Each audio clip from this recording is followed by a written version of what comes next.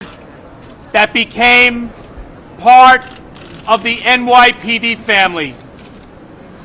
Every police officer that lined these streets today with sadness in their eyes to show respect as we carried two hero police officers out of this hospital.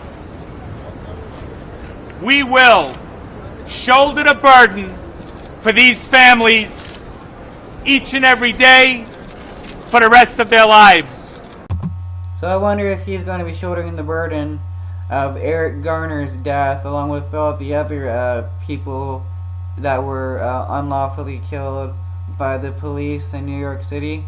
Why is it that these police are so much more special? Generations of police officers will know their names and hold them close to their hearts and educate our children about the sacrifice they made. What sacrifice did these cops make besides being cops and knowing that part of the job duty is getting injured or dying? Like it's like with firefighters and military people. They know the dangers of their jobs. They're not sacrificing anything, not giving up anything. And they're gonna teach the kids what about these cops? That two unknown cops were killed by some guy. What about the people that the cops kill? Are they gonna teach kids about the innocent civilians that were killed by cops? There's blood on many hands tonight. Let me get this straight. When one lone gunman kills two cops, the blood is on the hands of many people. But when a cop kills a person, they're totally innocent and justified in the murder. The treatment of cops and civilians is there's such a stark contrast, and it's not funny anymore. Cops need to stop being treated like they're so much better than the civilians.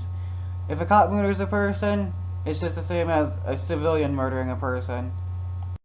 Those that incited violence on the street under the guise of protest, that tried to tear down what New York City police officers did every day. So people like these are at fault for inciting violence and I guess getting a lone gunman to kill two cops. I don't see how the protesters are inciting violence and trying to dismantle what police are doing every day. I mean, they're protesting the injustice of cop brutality and cops murdering people and getting away with it. That is not violence.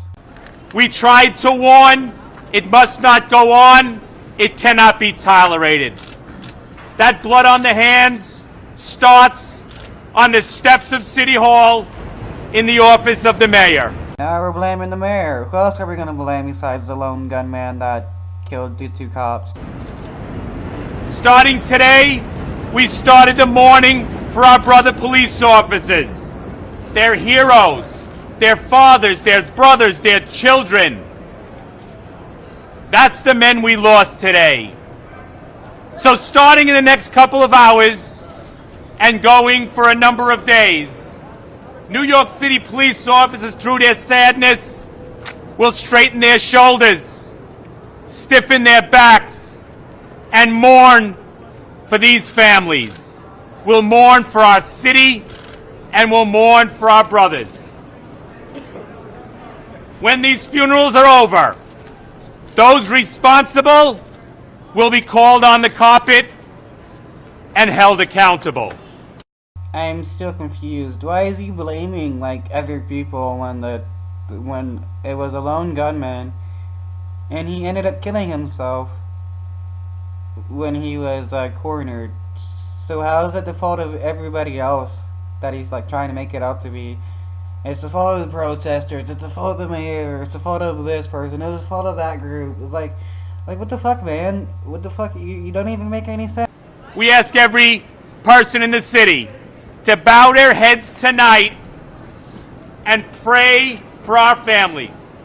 The families of our lost police officers, their families, and the family of every police officer on patrol today who's in danger. This was a cold-blooded assassination like we haven't seen before. Police are in danger? No. Citizens are more likely to be killed by police, and police are likely to be killed by citizens. So, the citizens are in more danger than what the police are, and the police should be praying for the citizens. And cold-blooded assassinations? What about the police in New York City, and as well others, that are killing citizens?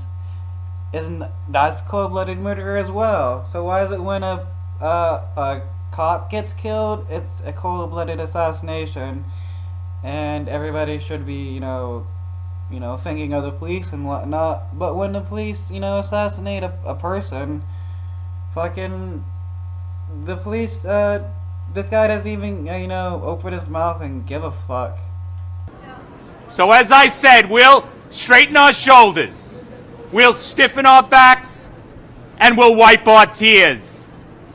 But when these funerals are over, we'll raise our heads, and those that allowed this to go on will be held accountable. Who is he still blaming? The lone gunman killed himself, so I mean, you can't he wants to blame a bunch of other people for what this person did, and trying to start a bunch of stuff that isn't even going on. It's not like the protesters and the mayor conspired together to brainwash some lone gunman to kill 2 cops in a revenge act. The guy did it because he wanted to, and that's all.